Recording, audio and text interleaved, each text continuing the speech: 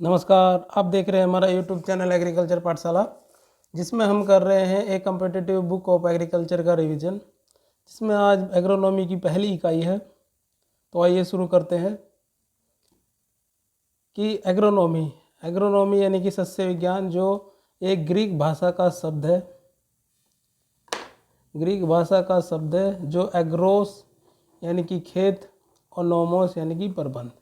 वहीं अगर इसकी परिभाषा की बात करें तो सस्य विज्ञान को कृषि विज्ञान की एक शाखा के रूप में परिभाषित किया जा सकता है, जो उच्च उत्पादकता के लिए फसल को अनुकूल वातावरण प्रदान करने वाले तरीकों को अपनाने से संबंधित है। आगे कि भारतीय कृषि मुख्य रूप से क्यों की जाती है? जीवन निर्वाह के लिए ही की जाती है।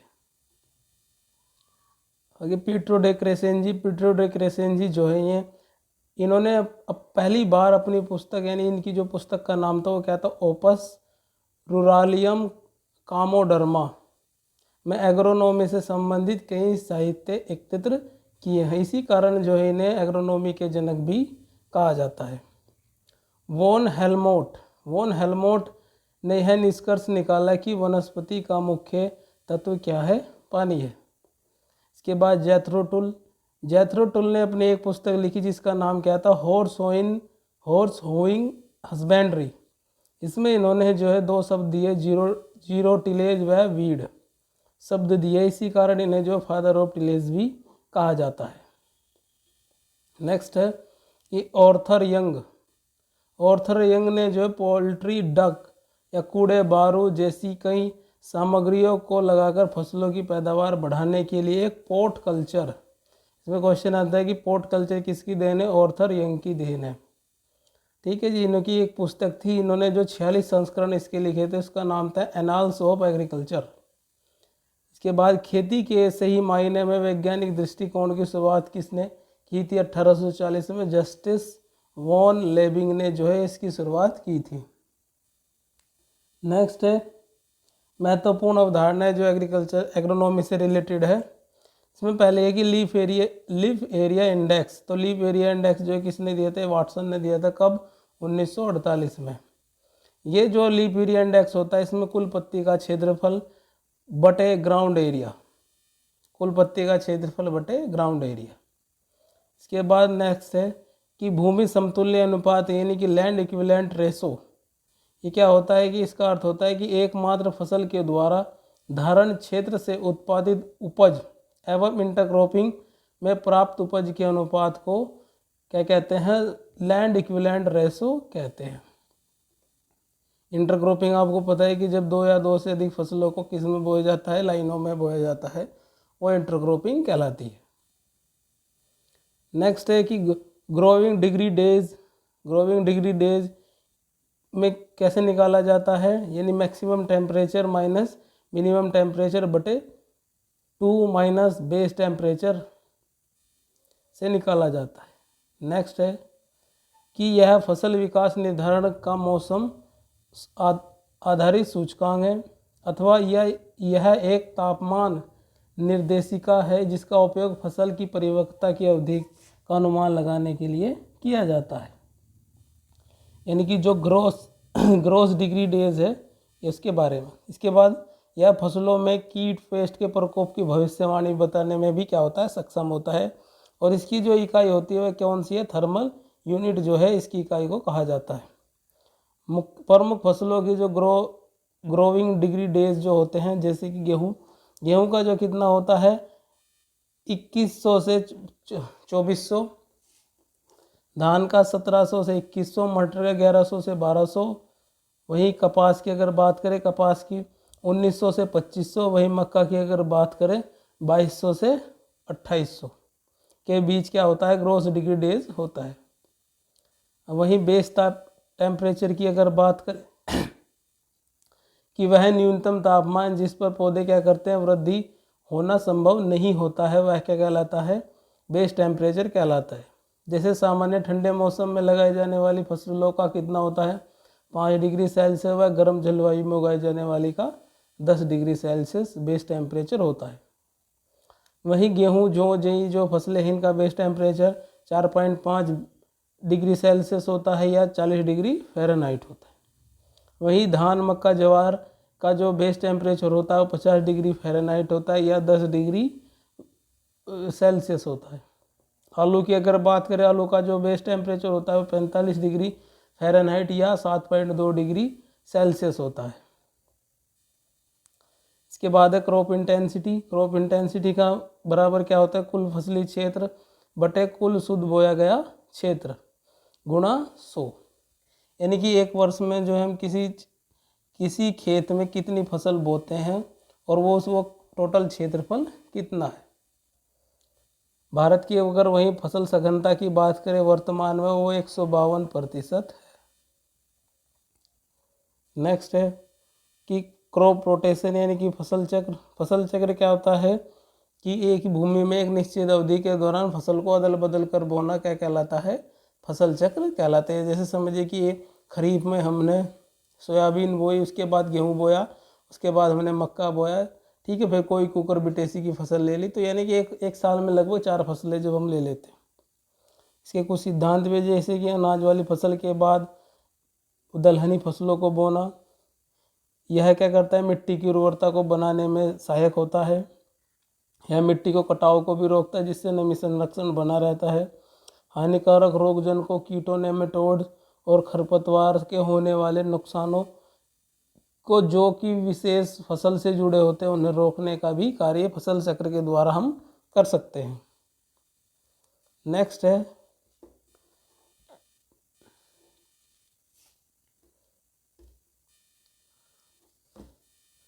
कि फसल सघनता। कि फसल सघनता क्या होती है कि फसल सघनता होती है कि फसल चक्र में शामिल फसलों की संख्या बटे फसल चक्र के में कितने वर्ष होते हैं। ठीक है जी, तो एक वर्ष की जो फसल सघनता होती है जैसे कि धान मटर की तो कितनी होती है 200। 2 वर्ष की फसल सघनता कितनी होती है, फसल चक्र सघनता मूंगफली, गेहूं और गन्ना बोते कितना हो जाएगा 150। ठीक, जैसे इसके बाद ये ऐसे कैसे निकाला, जैसे कि 3 फसलें एक साल में बोई, वर्ष कितने लगे 2 गुणा 100, तो गुना कर दिया 300 बटे 200 और 300 बटे 2 तो 2 एकम 2 150% जो है इसका क्या आ जाएगा, आंसर आ जाएगा।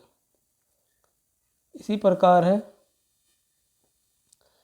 कि 3 फसल चक्र की फसल सघनता कैसे निकाले, जैसे कि धान, गेहूं, गन्ना और पेड़ी बो दी तो इसमें 3 साल का समय लग जाता है, तो इनकी फसल सघनता कितनी हो जाएगी 133%।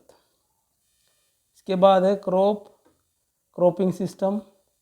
तो क्रॉपिंग सिस्टम की बात करें तो यह क्या होता है, यह एक खेत में उपयोग किए जाने वाले फसल पैटर्न और खेत के संसाधन जैसे संबंधी कृषि उद्यमों और उपलब्ध घटक की प्रौद्योगिकी के साथ उनके क्रियाकलाप को संदर्भित करता है। वहीं हार्वेस्टिंग इंडेक्स की बात करें तो हार्वेस्टिंग इंडेक्स क्या होता है, यह किसने दी थी अवधारणा, डोनाल्ड ने दी थी। इसमें जो प्रकाश संश्लेषण के रूप में CO2 के कुशल उपयोग को फसल सूचकांक के रूप में क्या किया जाता है, व्यक्त किया जाता है। वहीं अगर हार्वेस्टिंग इंडेक्स की बात करें तो ये क्या होता है, हार्वेस्टिंग इंडेक्स ये होता है economic yield upon biological yield होता है और गुणा 100। जहाँ सबसे ज़्यादा जो कटाई हार्वेस्टिंग सूचकांक होता है वो आलू का होता है। वहीं गेहूँ, जो अनाज वाली फसलें जैसे कि गेहूँ, गन्ना, वो गेहूँ, मक्का, धान, इनका जो लगभग जो सूचकांक होता है वो 50% होता है। वहीं दलहनी फसलों की अगर बात करें तो दलहनी का 25% होता है। वहीं सबसे कम जो कटाई सूचकांक होता है वो किसका होता है, अरहर का होता है, उसका कितना 19%। इसे प्रभावीशीलता का गुणांक भी कहा जाता है। क्या कहा जाता है, प्रभावीशीलता का गुणांक भी किसे कहा जाता है, हार्वेस्टिंग इंडेक्स को। इसके बाद है प्रभावीशीलता का जो गुणांक है क्या होता है, कोफिशिएंट ऑफ इफेक्टिवनेस यानी कि सिंक अपॉन स्रोत गुणा 100। यानी स्रोत क्या होता है कि पौधे के वे हिस्से जहाँ प्रकाश संश्लेषण होता है जैसे कि पत्तियाँ, और सिंक क्या होता है जहाँ प्रकाश संश्लेषण से बना पदार्थ क्या होता है, इकट्ठा होता है, जैसे अनार, अनाज के दाने हो गए इसमें अपवाद में क्या आता है? आलू। आलू में तने, आलू कहाँ इकट्ठे होते हैं पदार्थ? तने में। चुकंदर की कहाँ? जड़े में। पालक कहाँ का पदार्थ कहाँ इकट्ठा होता है? पत्तियों में इकट्ठा होता है। तो याद रखिएगा कि स्रोत क्या होता है, यानी कि वह पौधे का वह हिस्सा जहाँ क्या होता है? प्रकाश संश्लेषण होता है, जैसे कि पत्तियाँ होगी यानी कि लीफ। और सिंक क्या होता है? जहाँ प्रकाश संश्लेषण के द्वारा जो ग्लूकोज इकट्ठा होता है उस भाग को क्या कहते हैं? सिंक कहते हैं। नेक्स्ट है सोरगम सिंकनेस। सोरगम सिंकनेस यानी अधिक कार्बन नाइट्रोजन अनुपात के कारण जो ज्वार के अवशेष सड़ने यानी विघटन के लिए लंबा समय लगता है, इसलिए ज्वार के अवशेष की विघटन प्रक्रिया के दौरान मिट्टी में नाइट्रोजन अवरुद्ध व अस्थायी रूप से स्थिर हो जाती है, जिससे अगली फसल बोने से नाइट्रोजन की क्या होती है? कमी में ही शुरुआती लक्षण दिखाई देने लगते हैं। यानी सोरगम सिंकनेस प्रभाव को कम करने के लिए अगली फसल में उर्वरक देते समय 25% क्या देनी चाहिए? नाइट्रोजन की मात्रा अधिक देनी चाहिए। ठीक है जी। इसके बाद दूसरी इकाई है कि ड्राई लैंड एग्रीकल्चर की सूक्ष्म भूमि कृषि का अभिप्राय क्या है? पूरी तरह से वर्षा आधारित स्थितियों में फसलों की खेती करना है। भारत के लगभग जो है 60% क्षेत्रफल में क्या सूक्ष्म खेती की जाती है, जिससे क्या कुल फसल उत्पादन का 40% उत्पादन होता है। इसे जो है 3 भागों में वर्गीकृत किया जाता है, जिसमें पहला है कि ड्राई फार्मिंग यानी कि सूक्ष्म कृषि, यानी कि ऐसे क्षेत्र जहाँ 750 मिलीमीटर से क्या होती है? कम वर्षा होती है। फसल अवधि के दौरान जो है इसमें लंबे समय तक सूखा रहने के कारण सबसे क्या रहती है? सबसे आम बात है। सूक्ष्म क्षेत्रों में नमी संरक्षण की मदद से क्या की जाती है? सूक्ष्म खेती की जाती है। इन क्षेत्रों में वैकल्पिक भूमि उपयोग प्रणाली का सुझाव क्या है? दिया जाता है। और इन क्षेत्रों में जो है कम अवधि की फसलों को जो है बोया जाता है। जिन फसलों की जो है अवधि कम होती है उन फसलों को जो है ड्राई फार्मिंग क्षेत्रों में बोया जाता है।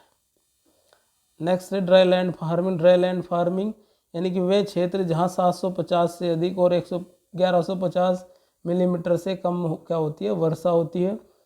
उन क्षेत्रों में जो खेती की जाती है उन्हें क्या कहते हैं? सूक्ष्म भूमि खेती कहा जाता है, यानी कि ड्राई लैंड फार्मिंग कहते हैं। इसे सूक्ष्म भूमि कृषि या बरानी खेती भी कहते हैं। उपलब्ध मिट्टी की सीमित नमी को संरक्षित करना अर्ध सूक्ष्म या सूक्ष्म क्षेत्रों में खेती के लिए क्या है? महत्वपूर्ण उपाय है।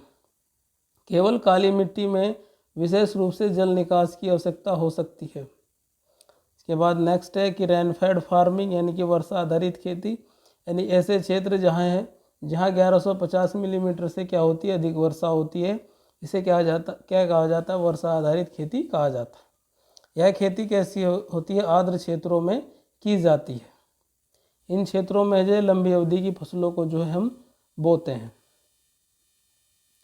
नेक्स्ट है कि एग्रोक्लाइमेट रीजन यानी सस्य जलवायु क्षेत्र। योजना आयोग की 7वीं पंचवर्षीय योजना के तहत जो 1988 में एग्रोक्लाइमेट रीजन प्लानिंग की गई थी। संतुलित क्षेत्रीय विकास के लिए जो कृषि जलवायु कारकों के आधार पर क्षेत्रीय योजना लागू की गई। नीति आयोग का अध्यक्ष यानी कि भारत का प्रधानमंत्री इसका अध्यक्ष होता है। नीति आयोग की फुल फॉर्म क्या होती है? National institution for transforming India. इसकी शुरुआत कब की गई थी? 1 जनवरी 2015 को। नेक्स्ट है कि एग्रोक्लाइमेट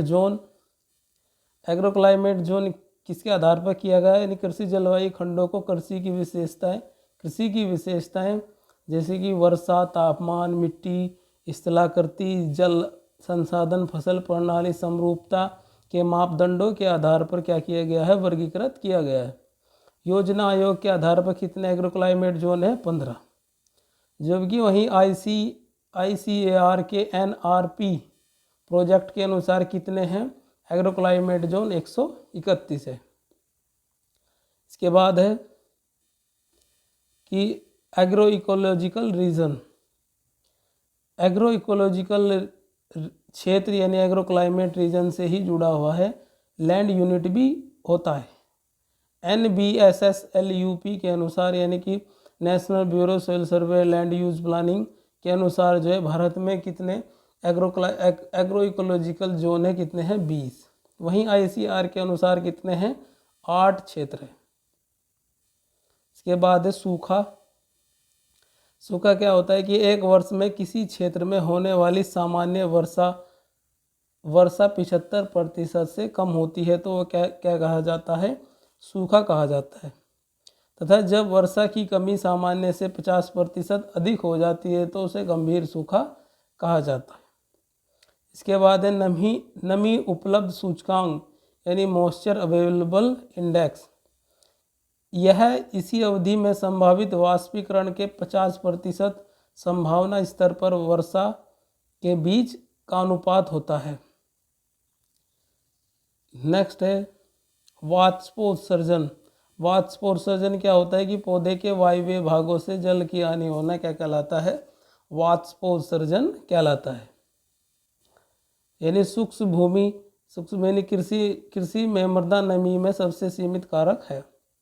लगभग 60 से 70% वर्षा वाष्पीकरण के माध्यम से नष्ट हो जाती है। वाष्पोत्सर्जन मिट्टी की सतह से वाष्पीकरण एवं पौधे की सतह से उत्सर्जन द्वारा जल के नुकसान को क्या कहा जाता है, वाष्पोत्सर्जन कहा जाता है। वाष्पोत्सर्जन को किससे नापा जाता है, लाइसीमीटर के द्वारा ज्ञात किया जाता है। वाष्पोत्सर्जन के नुकसान को मल्च के द्वारा या एंटी ट्रांसपेरेंट और विंड ब्रेक का उपयोग करके क्या किया जा सकता है, कम किया जा सकता है। नेक्स्ट है इसके बाद एंटी ट्रांसपेरेंट पदार्थ यानी कि वे पदार्थ जो उत्सर्जन की दर को कम करने के लिए पौधों के लिए प्रयुक्त किए जाते हैं। एंटी ट्रांसपेरेंट प्रकाश संश्लेषण को क्या कर देते हैं, कम कर देते हैं। इसलिए केवल अत्यधिक नमी की कमी होने पर फसलों को मौत से बचाने के लिए इनका उपयोग सीमित होना चाहिए। इसका जो है केवल नर्सरी व बागानी फसलों में इनका कुछ व्यवहारिक उपयोग है। एंटी ट्रांसपेरेंट जो कितने प्रकार के होते हैं, 4 प्रकार के होते हैं। जिसमें पहला है कि रंध्र बंद करने वाले यानी स्टोमेटा क्लोजिंग यानी कि ऐसे ट्रांसपेरेंट जिनका हम प्रयोग करते हैं तो ये पत्तियों के रंध्रों को क्या कर देते हैं, बंद कर देते हैं।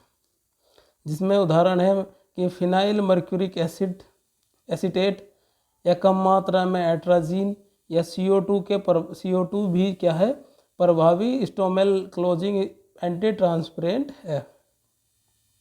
इसके बाद है कि आवरण बनाने वाले यानी कि फिल्म फॉर्मेशन यानी पत्तियों की सतह पर पतली फिल्म का निर्माण करने के लिए पानी की वाष्पोत्सर्जन को क्या कर देता है, कम कर देता है। यह पदार्थ शारीरिक बाधा के रूप में कार्य करते हैं जैसे कि मोबिलीफ, हेक्साडिकेनोल, सिलिकॉन तेल व मोम। इसके बाद है रिफ्लेक्टिंग टाइप यानी कि ऐसे पदार्थ जो सूर्य की किरणों को क्या कर देते हैं, परावर्तित कर देते हैं, जिससे पत्तियों का तापमान क्या हो जाता है, कम हो जाता है। इसमें सबसे महत्वपूर्ण क्या है, केओलिन का 5% का प्रयोग करते हैं। इसके साथ साथ चूने का भी प्रयोग हम कर सकते हैं। नेक्स्ट है कि ग्रोथ रेडिएंट यानी कि वृद्धि अवरोधक यानी कि ये रसायन तने के विकास को कम करते हैं और जड़ों के विकास को क्या करते हैं, बढ़ाते हैं एवं इस प्रकार पौधों को सूखे का विरोध करने में क्या करते हैं, सक्षम करते हैं। जिसमें सबसे महत्वपूर्ण क्या है, साइकोसेल। नेक्स्ट है कि वायु अवरोधक एवं शेल्टर बेल्ट। वायु अवरोधक यानी कि विंड ब्रेकर ऐसी संरचनाएं होती हैं जो हवा को रोकने का कार्य करती है यानी कि हवा की गति को क्या कर देती है, कम कर देती है। वहीं शेल्टर बेल्ट जो हवा के खिलाफ फसल की सुरक्षा के लिए हवा की दिशा में लगाई जाती है, पेड़ पौधे। इसके बाद विंड ब्रेकर एवं शेल्टर बेल्ट पेड़ की ऊंचाई की हवा के आने की दिशा में 5 से 10 गुना एवं हवा के बहने में 30 गुना तक की सुरक्षा 30 गुना तक दूरी तक क्या कर सकते हैं, सुरक्षात्मक आश्रय प्रदान कर सकते हैं। नेक्स्ट है ये एग्रो फॉरेस्ट्री।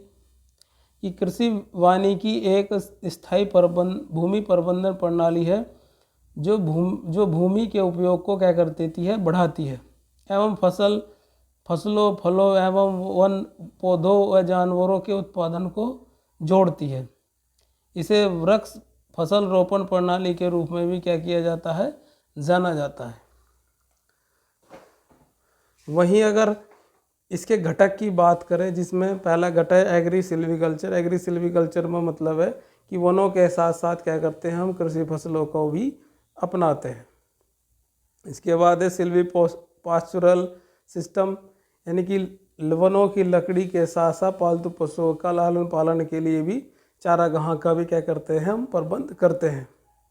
इसके बाद है एग्री सिल्वो पास्चुरल सिस्टम।